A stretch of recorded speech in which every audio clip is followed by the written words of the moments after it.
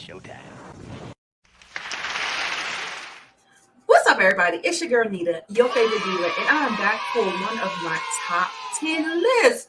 This is going to be the final list of 2022. It's the most anticipated list. It is my movies, my 2022 movies, favorite movies of 2022. Yes, we are here. We are finally here. Don't forget to like, comment, and subscribe to the channel. If you like the vibe, what's going on here, make sure you lock in. We're doing a subscribe-a-thon. You'll see it behind me. Make sure you subscribe if you want to see more great content about film, movie, hot topics, and all the like. Okay? All right. So without further ado, let's go ahead and jump right into it. Top 10, y'all. I love my top 10s. January was not a good month for me, so forgive me. I usually try to get these out like the first 2 weeks of January, but we are here. You must forgive me. Let's go ahead and get into it. All right. So we're going to start out with movies I wish I seen, but I haven't. Okay. So let's say I did not see Avatar, The Way of Water. I didn't see The Whale with Brendan Fraser. And I didn't get to see Pearl, y'all. So those are movies that probably would have been on my top 10 or in my honorable mentions, but because I was not able to see them, they are not on the list. So I just wanted to make sure I let you know that.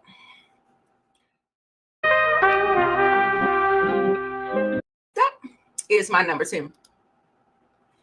Teal. Now, y'all, I had to actually, this was my number one movie. But because I took it down to 10, I just want to let you know, like, this is not the right list. This is just my list. And although this is some heavy subject matter, and it is hard to watch, we all know the story. I would be remiss not to put it on the list because Danielle Deadwyler, who played Mamie Teal in this movie, gave the most chilling, the most compelling, the most outstanding performance of any actress of this year. She was snubbed with the Emmys. She was snubbed with the Oscars. Danielle Deadwyler, like I said, I feel like the movie Hollywood, they don't want to acknowledge these types of movies. They want to act like these movies don't exist, but baby, they do. And when I tell you Danielle Deadwyler, what she was robbed. This Oscar for Best Actress in a film, this was her Oscar to lose. Okay? I couldn't. The reason why I took it from number one because this is a movie that I will not rewatch. So a lot of times when I put movies on my list, they have rewatchability. But this is just on the strength of the talent that was on the screen. The director, it was a female director. She did phenomenal. I'll put her name right here in post.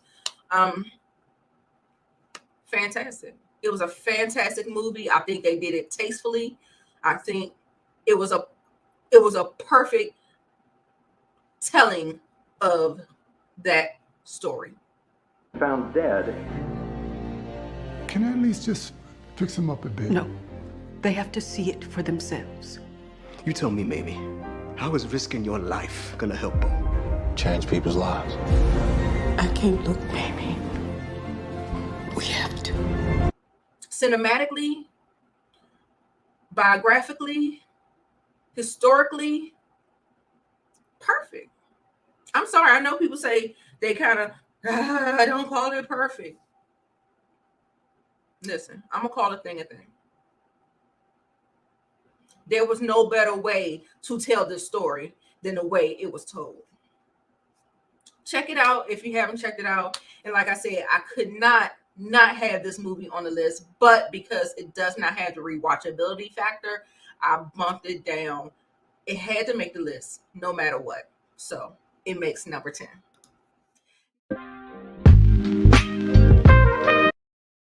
Number 9 is Wakanda Forever. Okay, y'all, I'm not going to do any spoilers, but Wakanda Forever is so far down on my list because I love this movie until a certain point in the middle of the movie that completely pissed me off. But all up until that point, phenomenal. Great. I love where they was going with it, what they were doing with it. Loved it. There was a pivotal point where some creative choices were made and I was livid. I'll leave it at that. Y'all check out Wakanda Forever. Rest in peace to the talented Chadwick Boseman. And yeah, like I said, this movie was a very, very hard feat. This is for them to be dealt that hand that they were dealt. I think they did the best that they could. Except for that creative choice, which was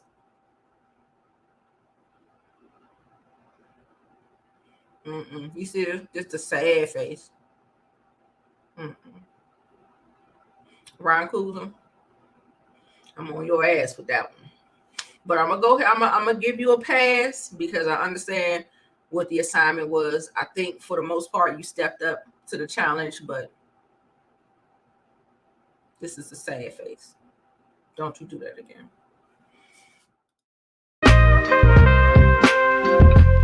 Coming in at number 8 is The Northman. You guys, y'all already know I love all things sandals and swords, child. So when they told this epic Viking tale, I was all in. I was all in. I thought the movie was haunting. It was very violent. It was very like barbaric. You know what I'm saying? It was very, very barbaric. It was, I mean, you'll see that. You get that type of brutality in some of the Vikings movies, but this seems like it took it to another level. I really enjoyed Anya Taylor-Joy. I think it's Skarsgård. I'll put it here in post. But I really enjoyed them. His portrayal, especially Anya Taylor-Joy's, hers was more a little subdued, but she still steals the screen whenever she's on it. So I really, really enjoyed The Northman.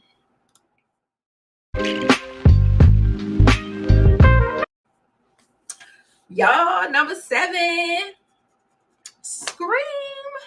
Y'all, let me tell you, Scream has a special place in my heart. The very first Scream is one of my favorite horror movies because I just love what they did with it. Like, you know, I'm not a big fan of slashers. I really like dark comedies. I really like dark satires, stuff like that. And I felt like they meshed this and the slasher genre kind of together to make a nice little different take on the slasher genre. So I definitely really, because this is the first time that Wes Craven wasn't attached. So, everybody is, feeling a little antsy. The brothers that actually, I forget the brothers. I'll put it here, y'all. I have a really bad memory. I'm sorry. The brothers that did this movie did a really, really, really good job. I don't know if they're brothers or they're a team or something like that, but whatever. I really enjoyed what they did with this movie, and I just really loved it.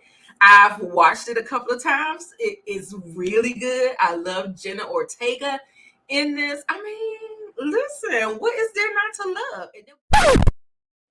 So, hey, Editor Nita here. I don't know what I was thinking, but we cannot forget about our OG characters, Nev Campbell returning as Sidney Prescott, Courtney Cox as Gail Weathers, and David Arquette as Dewey Riley, and they all killed it. To love. And then we have Scream 6 coming out. in a couple of months. So I'm super excited for that. And like I said, Scream 5 makes it at number 7. Number 6 is The Fablemans. Okay, y'all. Steven Spielberg is my all-time favorite director of all time. Okay. If I had to pick any director that I can have his filmography and nothing else, no other movie to watch ever, it will be Steven Spielberg. Steven Spielberg just does it for me. You know, he has a way of telling stories and bringing everything to life. And this particular story was based on his upbringing and how he got into the film industry and his love of film. And it was such, oh my God, I really, really love this. And I don't know if I love it for the same reasons that other people love it, but I just really thought that this was actually a fantastic movie. Like, I just love just taking a peek in to see how his thought process was, and you know what all was going on in his family and how everything kind of led to where he ended up being. Like, I just, this was a fantastic telling of that. And it was a little long. It was a little long, but I appreciated the touches. See, a lot of people, you make movies long and you don't give us nothing. But in The Fablemans, he knows how to give you what you need to have the human connection to the emotional tie to the story, to the people, to the characters, how it all works, baby. Bravo, Steven. Bravo. Okay.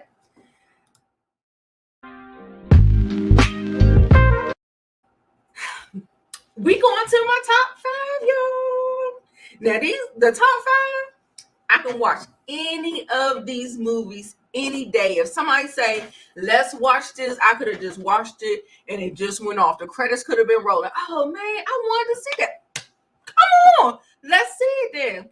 Press play. Let's go. Batman. The Batman.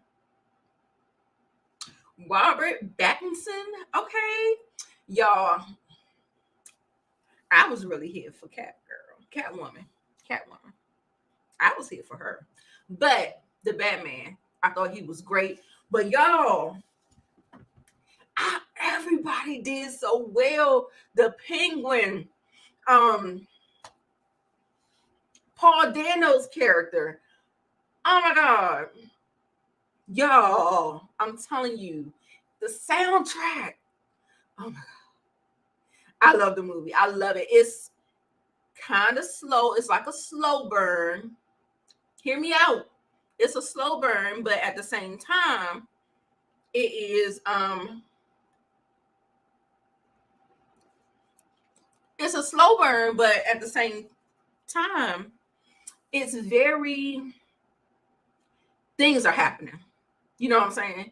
Things are happening. We're solving cases. We're trying to figure out these things. We're doing the things.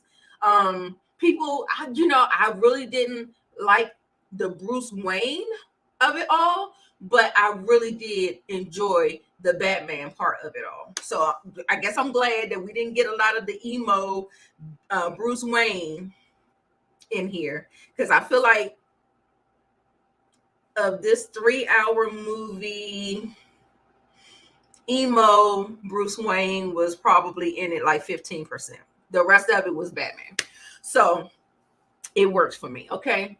The soundtrack. Did I say about the soundtrack, child? The soundtrack. Loved it. Zoe Kravitz as Catwoman. Man, girl, Loved it.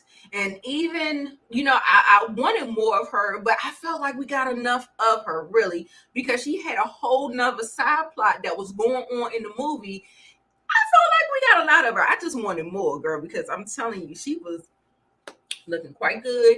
And she just like fit the part. You know what I'm saying? So really, really, really love what Matt Reeves did with this movie.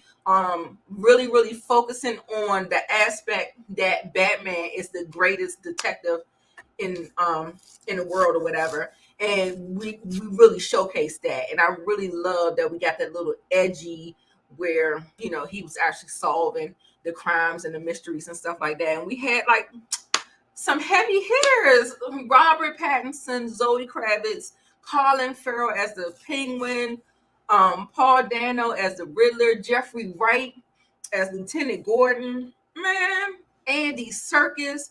Yeah, when I tell y'all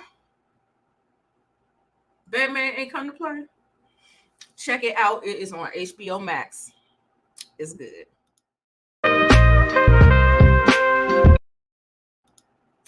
Coming in at number 4, The Menu. Now, you remember the diva told you that she likes a dark comedy. I love dark satires and stuff like that. Love, love, love The Menu. The Menu was fantastic. It may not be for everyone, but like I said, I love dark comedies. And I love Ralph Fiennes. He did the damn thing. Anya Taylor-Joy, yes. Look, she's on the top 10 list twice. She was in The Northman and she is in The Menu. Kudos to you, Miss Anya Taylor-Joy. I look forward to any project you're in. And I just loved it. I love The Menu. It was given a critique on art.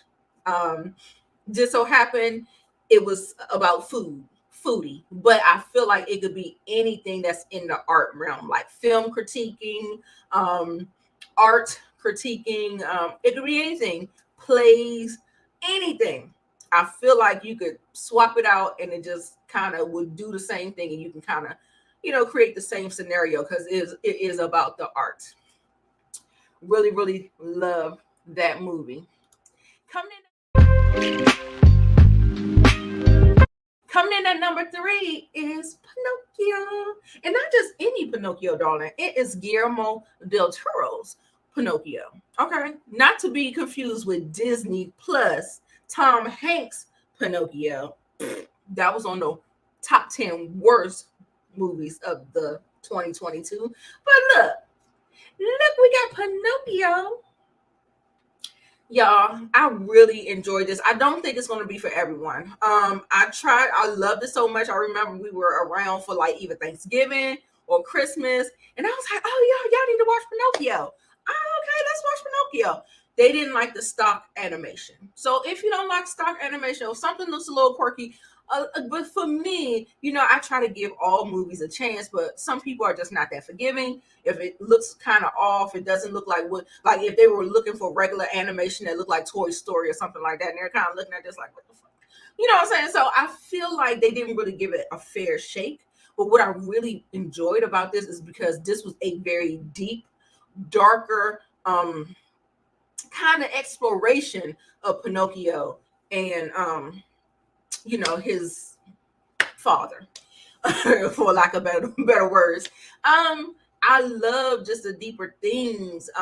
They weren't afraid about going dark. They weren't afraid about tackling heavier concepts and stuff like that, even though, to children it may go over their head. But I think for adults, it really hits you in the feels where you're just like blown away at the story if you're really paying attention to it. And it just really spoke to like that inner child in me and growing up and these growing pains, and you just go through these life situations. Like, it just gave me all the feels.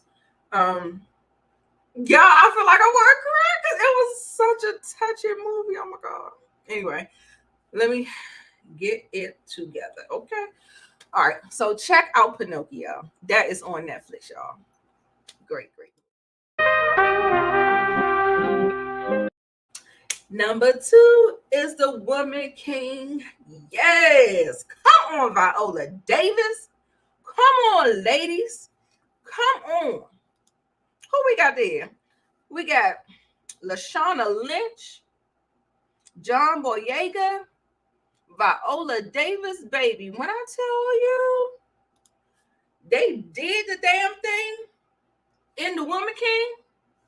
They did the damn thing in the Woman King. If we can celebrate the Northmen, we can celebrate the goddamn Woman King, okay? And ain't no way in the world y'all gonna be saying the Northmen was better than the Woman King. That is blasphemy. Blasphemy, okay? So no, we're gonna celebrate all this dark chocolate on the screen. Y'all make sure y'all see Woman King. I have a review for it. Check it out. Fantastic. Viola Davis should have, I think, was she nominated? She might have been nominated. She might have been nominated, but she definitely should be in the conversation for Best Lead Actress.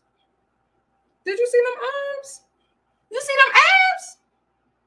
Can I get an award just for the abs alone for a 50-plus woman? Hello? Okay.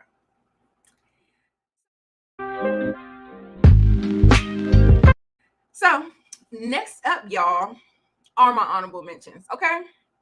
Now, listen, I know everybody's going to be like, Nita, why RRR ain't on here? Listen, RRR was too much for me. I don't think I will watch it again. It was a good one-time watch. It was too violent for me. I did like the themes of the movie and all of that stuff, but listen, it's not on my list. I'm sorry.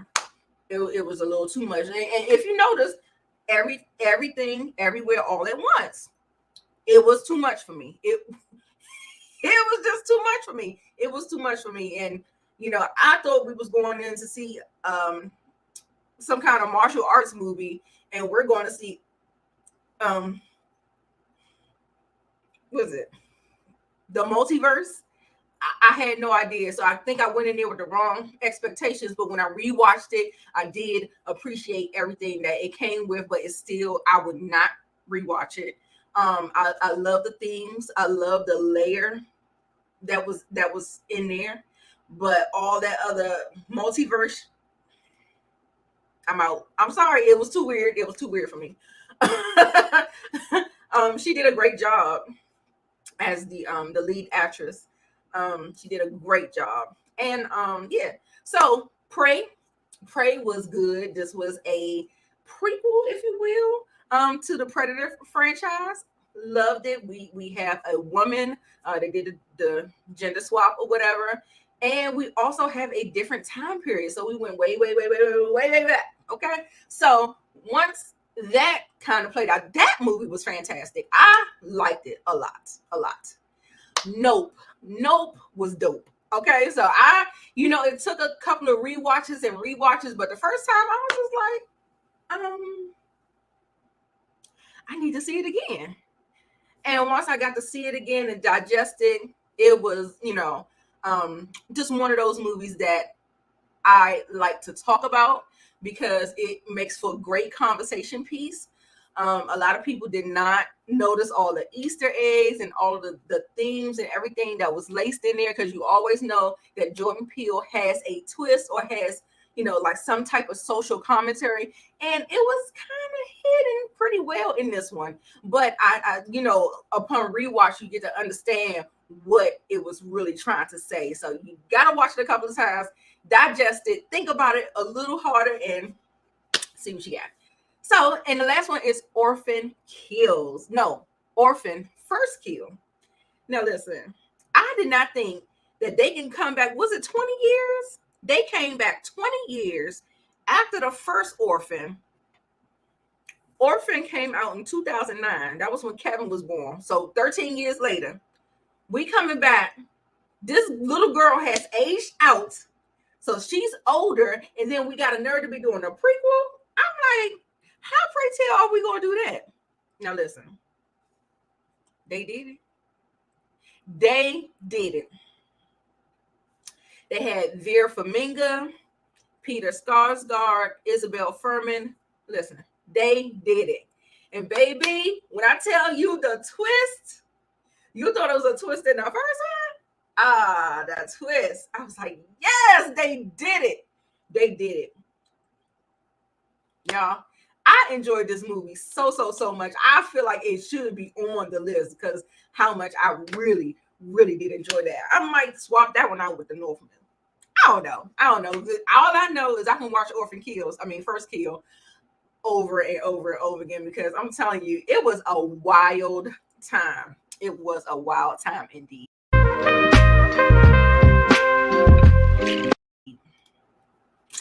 So y'all, are y'all ready for my number one? Top Gun Maverick. Baby, when I tell you, how many times did I go see this in the movies? I think I saw this 4 times in the movies. Because I think I had 2 screeners. I went with Kevin and I went with my partner. So I saw it 4 times in the movie theater. And baby, and since it has been on TV, watch it over and over and over again. It is something about the place where they catch Tom Cruise's character right there. I feel like it's just a sweet spot. Like, if you know me, like when we're doing continuations, I always love for it to make sense. That was the one thing about the first Top Gun that, like, what was the movie about?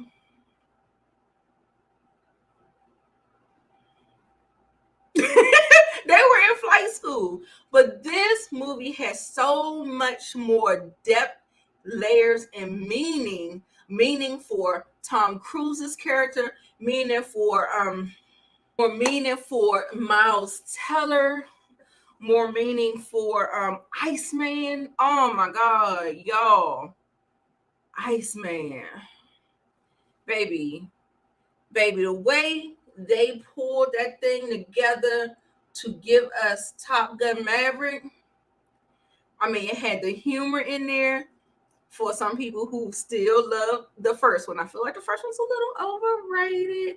But if y'all are here for the shirtless, the beach scenes and the volleyball scenes and the pecs and all of the muscles and all that stuff, we still got it here, okay? But that's not all to the story, you know? So there was a mission involved. It's just so good. So good. Love Top Gun Maverick. So yeah, that was my list of my top 10. And I really appreciate you staying to the end of the video. You give me your list in the comments down below. Like I said, this is not the right list. There's no right list. None whatsoever. This is just my list. And I'm so interested in seeing what your favorite movies are. You want to do all 10? You can do your top 3, your number 1. Do you agree with me? Do you not agree with me? What is on my list that you like, Nita? You know goddamn well you ought to be shot. Why is that on your list? I want you to get I want you to get in the comments and let me know. Did I get something right or did I get something wrong? Did y'all check out Emmett Till, the Emmett Till story? Baby, when I tell you it is a must-see, it's a must-see. But it was a must-see for me once, okay? So, yes. So if there is nothing else, as always, I'm Nita, your favorite diva. Make sure you like, comment, and subscribe to the channel if you have not. And I will see you in the next one. Bye-bye.